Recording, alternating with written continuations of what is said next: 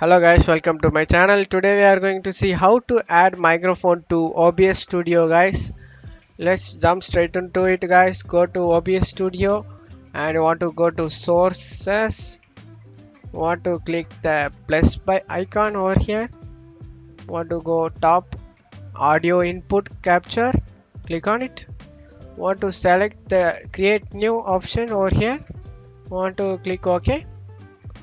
Want to device, you want to select this arrow mark and you want to select your headphones or your mic to this device audio capturing.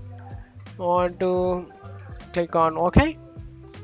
Now the audio input is capturing guys. You can easily lower it down or disable it. You can also unhide this all. That's what all you have to do guys.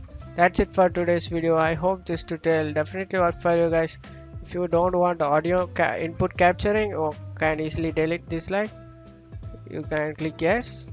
You can remove that guys. That's it for today's video. I hope this tutorial definitely helpful guys. Thanks for watching my video.